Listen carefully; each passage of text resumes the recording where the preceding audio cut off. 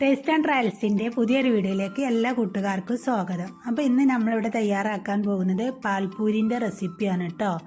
നല്ല യൂട്യൂബിലൊക്കെ ഇങ്ങനെ ട്രെൻഡിങ് ആയി പോയിക്കൊണ്ടിരിക്കുന്ന നല്ലൊരു റെസിപ്പിയാണ്. അപ്പോൾ നമുക്ക് വേഗം തന്നെ ഇത് ഉണ്ടാക്കാൻ വേണ്ടിയിട്ട് തുടങ്ങാം.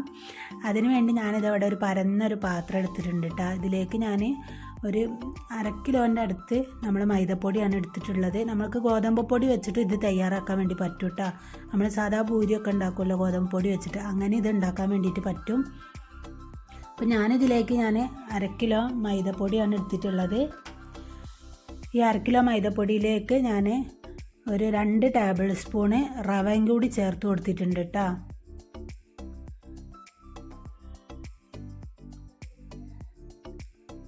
അപ്പോൾ അത് 2 ടേബിൾ സ്പൂൺ റവ ഇതിലേക്ക് ചേർത്ത് കൊടുത്തിട്ടുണ്ട്. ഇനി നമുക്ക് ഇതിലേക്ക് ആവശ്യത്തിന് ഉപ്പും കൂടി ഇട്ട് കൊടുക്കണം.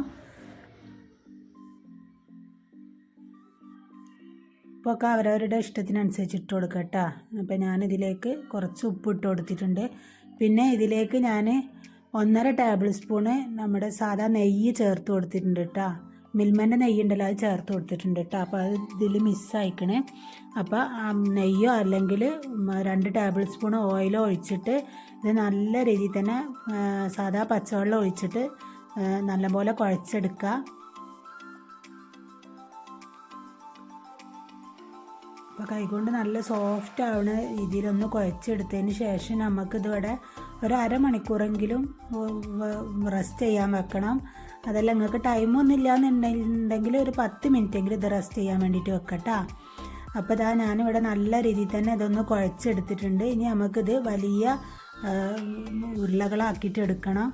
അപ്പോൾ നമ്മൾ വലിയ പത്തിരി പരത്തിയിട്ട് അതിൽ നിന്ന് നമ്മൾ കട്ട് ചെയ്തെടുക്കുക കേട്ടോ.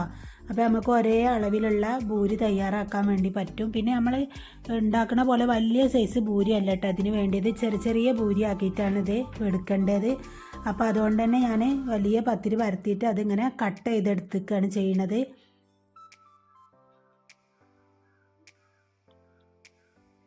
ഇപ്പോൾ നല്ല അടിപൊളി ടേസ്റ്റാണ് കേട്ടോ ഇത് കഴിക്കാൻ വേണ്ടിയിട്ട്. നമുക്ക് ഈവനിങ്ങിനും അതുപോലെ പാർട്ടികളിലും ഒക്കെ ഉണ്ടാക്കാൻ വേണ്ടി പറ്റണ നല്ലൊരു റെസിപ്പിയാണിത്.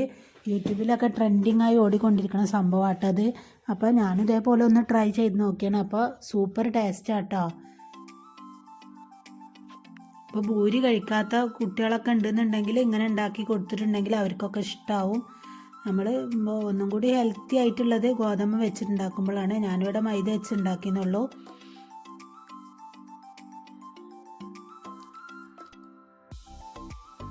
അതവിടെ ഒരു 6 ബോൾ വരെ ആക്കി എടുത്തിക്കണേ ഞാൻ. ഇനി ഇത് നമ്മൾ നല്ല രീതിയിൽ തന്നെ ഒന്ന് പരത്തിയെടുത്തിട്ട് നമുക്ക് കട്ട് ചെയ്ത് മാറ്റാം.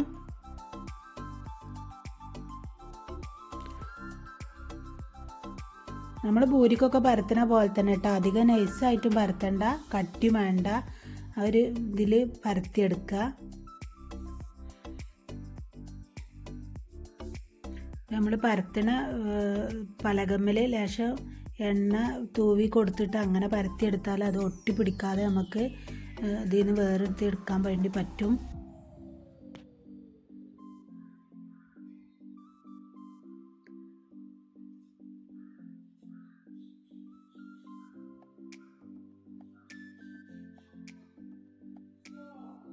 അപ്പോൾ അതേ രീതിയിൽ ഞാൻ കട്ട് ചെയ്തെടുത്തിട്ടുണ്ട്. എളുപ്പത്തിൽ തയ്യാറാക്കാൻ പറ്റൂട്ടത്, അധികം ടൈമൊന്നും വേണ്ട, വളരെ എളുപ്പത്തിൽ തന്നെ നമുക്കിത് തയ്യാറാക്കി എടുക്കാൻ വേണ്ടി പറ്റും. അപ്പോൾ നിങ്ങൾ തീർച്ചയായിട്ടും ഈ വീഡിയോ ഒന്ന് കണ്ടിട്ട് ഇതേപോലെ ഒന്ന് ഉണ്ടാക്കാൻ വേണ്ടിയിട്ട് നോക്കുക, എന്തായാലും ഇഷ്ടപ്പെടും.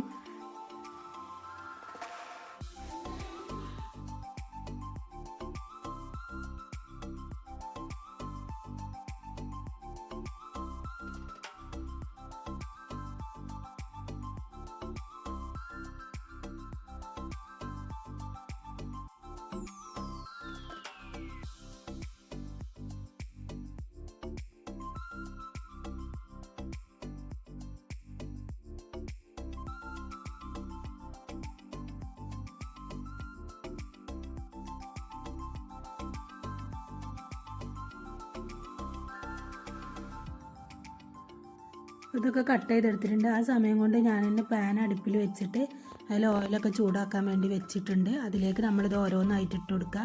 അപ്പോൾ ചെറിയ ഭൂരി ആയതുകൊണ്ട് തന്നെ നമുക്കൊരു 3-4 ഒരുമിച്ചിട്ടിട്ട് അങ്ങനെ ഇത് കുക്ക് ചെയ്തെടുക്കാൻ വേണ്ടി പറ്റും. അപ്പോൾ നല്ല രീതിയിൽ തന്നെ പൊങ്ങി വന്നിട്ടുണ്ട്.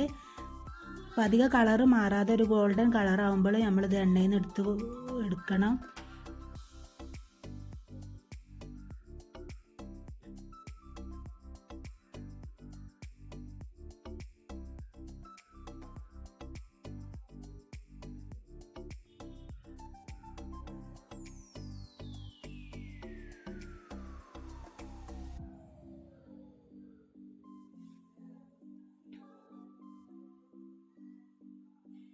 അപ്പം നമ്മുടെ ഭൂരിയൊക്കെ ഇവിടെ ഞാൻ വറുത്ത് കോരിയിട്ടുണ്ട്.